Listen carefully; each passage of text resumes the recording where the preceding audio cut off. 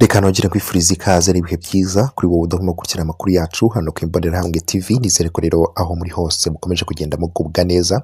Ngarutse rero amakuru yacu ni amakuru akomeje kugenda agaragara, ngira ngo benshi mwagiye mubona video yakomeje kugenda icaracara ku mbuga nkoranyambaga zigiye zitandukanye. Ni video y'umuhanzi witwa Yampano cyangwa se Uwurizagwira, ngira ngo mwagiye mumenya mu ndirimbo nyinshi zigiye zitandukanye. Uyu muhanzi rero akaba ari umuhanzi urimo urazamuka kandi ku buryo navuga ko buri hejuru cyane. Uyu muhanzi rero hari video yakomeje kugenda igaragara ku mbuga nkoranyambaga zigiye zitandukanye, ndetse kandi iyi video yagiye ihererekanya n'abantu benshi cyane, ariko kandi iyi video ikaba igaragaza, akaba ari video rero y'urukozasoni, aho yagaragaraga iyi video rero Yampano arimo arakora ibikorwa bitari byiza, ibikorwa by'ubusambanyi nk'uko rero amakuru yakomeje kugenda abigaragaza. Benshi rero bakomeje kugenda bibaza bati ese yaba yagambaniwe cyangwa se yaba ari plank y'uburyo yaba ashaka kuba yakwamamara. Benshi rero bakaba bakomeje kugenda bibaza iki kibazo, bikaba iyobera muri rusange. Ariko kandi tujye dutanga n'itangazo, mu by'ukuri aya mavideo akomeje kugenda acaracara ku mbuga nkoranyambaga ntago byemewe gukwirakwiza video y'urukozasoni, cyangwa se utuma umuntu akomeje kugenda agaragara mu yindi shusho igiye itandukanye, cyane cyane ibi ngibi RIB ikaba ibihanira. Ni mu gihe kandi mu yindi nkuru tuza kwibandaho n'umuhanzi yitwa Kitoko Bibabugwa. Ngira ngo mwenshi murabizi ko yamajije kuba ava aho yari yaragiye, akaba yaratashye burundu hano mu Rwanda, ndetse kandi hakaba hari n'ibintu byinshi arimo arateganya, harimo n'igitaramo gikomeye cyane azahuriramo n'umuhanzi ukomeye cyane hano muri Afurika ndetse no ku isi muri rusange witwa Davido. Muri rusange nk'uko rero bazahura mu gitaramo cyateguwe n'Intore Entertainment. N'ayo makuru tugiye kwibandaho, mushimira cyane we tugenda tubana makuru agiye atandukanye. Kanda subscribe kugira ngo tujye tubasha kubana amakuru menshi cyane ameze nk'aya ngaya. Reka rero duhere kuri iyi nkuru y'umuhanzi Yampano, umuhanzi bagiye bakora indirimbo nyinshi zigiye zitandukanye, ndetse kandi mwagiye mukunda. Umuhanzi rero afite n'ijwi ryiza cyane.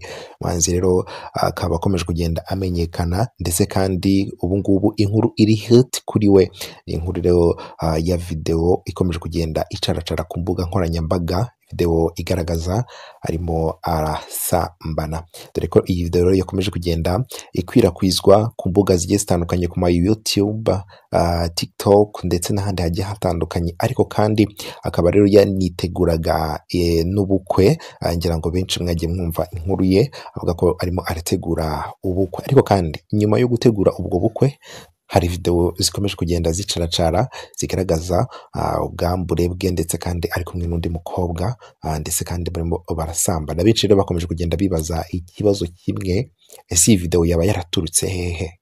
Ninde waba warayifashe? Ni uwo mukobwa baryamanye waba warayifashe akayishyira hanze, cyangwa se niwe wayishyize hanze kugira ngo abashe gukora hit? Dore ko rero abahanzi benshi bakunze gukora hit binyuze rero mu buryo bumwe cyangwa ubundi. Abenshi rero bakaba bibazaga iki kibazo, ariko kandi ku ruhande rwe Yampano nta kintu yabasha gutangaza ku byerekeranye n'iyi nkuru y'izi video zikomeje kugenda zicaracara ku mbuga nkoranyambaga, ari kumwe n'uwo mukobwa barimo barakora ibintu bibi cyane.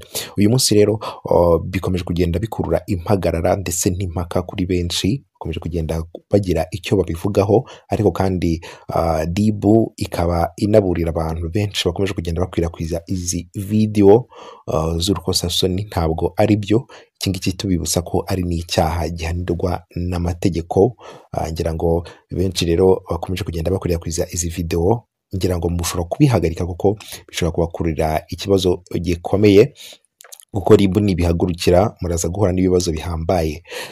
Ni mu gihe kandi uwitwa Kitoko Bibabugwa yamaze kuba asesekara mu Rwanda nyuma y'imyaka myinshi isaga 12 yibera inkota amasimbi. Kugeza ubu ngubu rero uyu muhanzi Kitoko Bibabugwa akaba rero akomeje kugenda atangaza ko mu by'ukuri yarakumbuye igihugu cye, yaragikumbuye bikomeye cyane, yakumbuye abantu, yarakumbuye no kongera kuririmbira imbere y'imbaga nyamwinshi, dore ko rero amaze igihe kinini cyane ari inkota amasimbi bagiye gukurikirana amasomo ndetse kandi kugeza amagingo anga yabazwe ibibazo bigiye bitandukanye, dore ko rero arimo aritegura no kwitabira igitaramo gikomeye cyane kizaba muri uku kwa 12 kugiye kuza, ndetse kandi igitaramo gikomeye azahuriramo n'umuhanzi ukomeye cyane witwa Davido, ndetse kandi ibi ngibi bikaba bizaba mu minsi iri imbere nk'uko amakuru dukesha Intore Entertainment irimo irategura igitaramo, ndetse kandi ibi ngibi bikaba bikomeje kugenda bituma rero uyu muhanzi Kitoko Bibarwa azaba